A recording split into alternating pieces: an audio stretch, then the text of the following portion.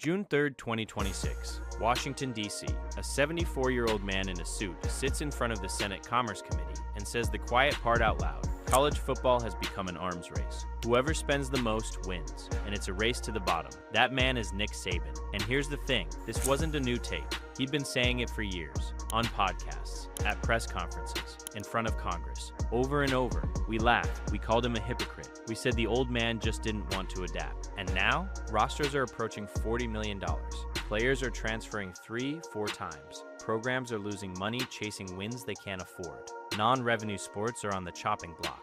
Nick Saban warned us about NIL, and nobody listened. This is that story. Before we go any further, you need to understand exactly who was issuing these warnings, because this wasn't some bitter also-ran yelling at clouds. This was the single greatest coach in the history of the sport. 7 national championships, 1 at LSU in 2003, 6 more at Alabama between 2009 and 2020. Nobody in the modern era is even close. 11 SEC titles, 201 wins against just 29 losses in Tuscaloosa. 16 straight seasons finishing ranked in the top 10. For a decade and a half, Alabama wasn't a football team. It was a machine. The #1 recruiting class basically had a reserved parking spot in Tuscaloosa. And the players? It's an NFL Hall of Fame waiting room. Julio Jones, Derrick Henry, Tua Tagovailoa, Jalen Hurts, Devonta Smith, Bryce Young. 4 Heisman Trophy winners, 40-plus first-round draft picks. Saban didn't just win with talent, he manufactured it. 3-star kids walked in, first-rounders walked out. That was the whole pitch. Come here, and I'll make you a pro.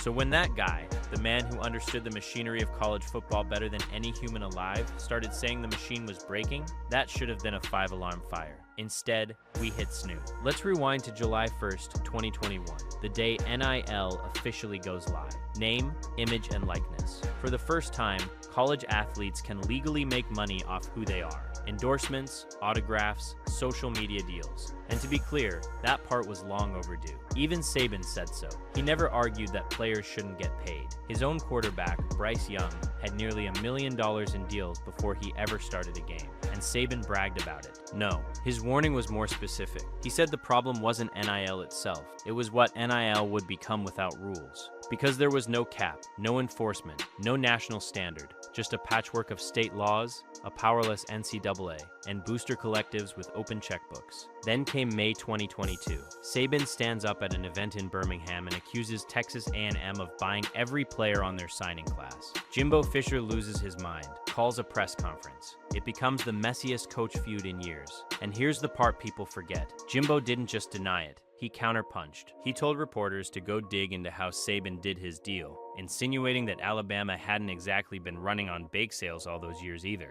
And that hit a nerve. Because let's be real, for 15 years before NIL even existed, rival fans swore Alabama was paying players under the table. That was the running joke of the entire SEC.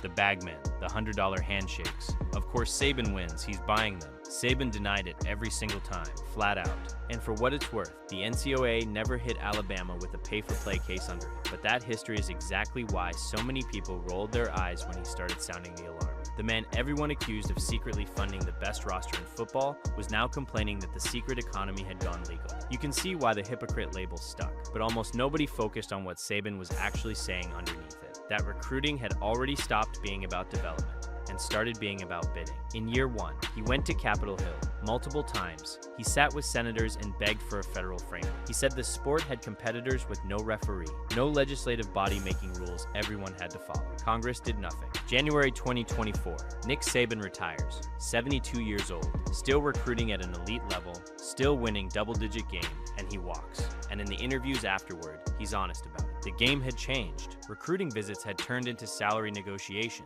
Kids weren't asking how he'd develop them, they were asking what he'd pay them. Here's the number that should stop you cold. Saban laid out Alabama's own trajectory himself. His collective started at $2.7 million, then $7 million, then 10. After he retired, it jumped to $17 million, then 24. And by 2026, some schools were fielding rosters approaching $40 million.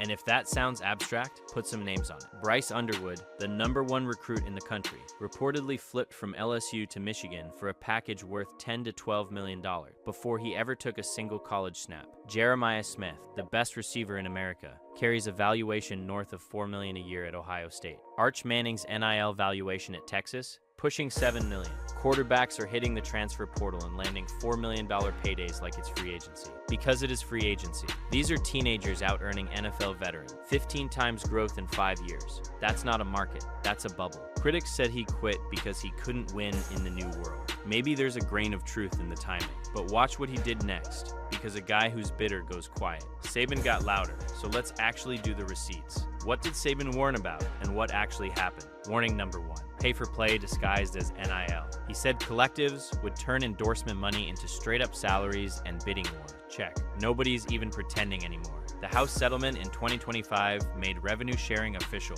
Schools now directly pay athletes, and the collectives stacked on top of that anyway. Warning number 2. Free agency with no contract. He said unlimited transfers would create year-round tampering and total roster chaos. Check. Rosters now turn over like NBA teams. Coaches openly admit they re-recruit their own locker room every December. Why develop a freshman for 3 years when he'll leave the moment someone offers more? Warning number 3. The death of non-revenue sports. This is the one people ignored the most, and it might be the most important. Football money doesn't just fund football. It funds swimming, wrestling, track, gymnastics, the sports that train most of America's Olympians. Saban warned that when football rosters cost $40 million, those sports get squeezed first, and athletic departments across the country are now cutting exactly those programs to fund exactly those rosters. Warning number 4, the race to the bottom. His words to the Senate: if you don't spend to win, you lose your fan base, and you don't have any revenue. So everyone spends, even schools that can't afford it. It's a poker game where you can't fold, and most of the table is going broke. Now, let's be honest, because this story isn't clean. There's a real counter-argument, and it deserves airtime. Critics point out that Saban built Alabama into the apex predator of the old arms race, the facilities race, the staff salary race, and then retired right when the players finally got a cut of the money. From that angle, arms race complaints ring a little hollow coming from the guy who won it 7 times. And here's the part that doomers don't want to admit. NIL has created parity. Look at who just won the national championship. Indiana. A program that spent a century as a punchline. Would Fernando Mendoza have ever landed in Bloomington without NIL money? Almost certainly not. The Blue Bloods' monopoly on talent is cracking, and for fans of 90% of programs, that's the best thing to happen in decades. So maybe both things are true at once. Maybe NIL democratized the top of the sport, while destabilizing the foundation underneath it. The championships got more open, the system got more broken. Even Saban concedes the players deserve this money. His argument was never whether, it was how. And on the how, the missing rules, the chaos, the unsustainability, 5 years of evidence say he called it. Because let's stop dancing around it. NIL, in its current form, has gutted the things that made college football. The 4-year player is extinct. The jersey you buy in August might belong to a guy playing for your rival in January. Coaches don't build men over 4 years anymore. They rent mercenaries for 8 months. And you can't fall in love with a roster that evaporates every December. And look at the campuses. 19-year-olds pulling into the football facility in Lamborghinis. SRT Hellcats lined up in the player's lot like it's a dealership. Kids making 7 figures before they've taken a single meaningful snap. And you're telling me they're locked in for an 8 a.m. lecture. Come on, the student half of student athlete is becoming a punchline. Think about the stories this sport used to give us. The walk-on who earns a scholarship. The redshirt senior finally getting his moment. The class that stayed together through the losing years and won it all. Those stories built this game, and those stories are functionally extinct. The players got paid, and they should have, but everything around them got poorer. Which brings us back to that Senate room in June of 2026. Saban's not a coach anymore. He's got nothing left to prove, and he's still showing up in Washington, testifying for federal rules, trying to save the sport that made him a legend. And he dropped maybe the most haunting line of his entire crusade. He said if we keep going this direction,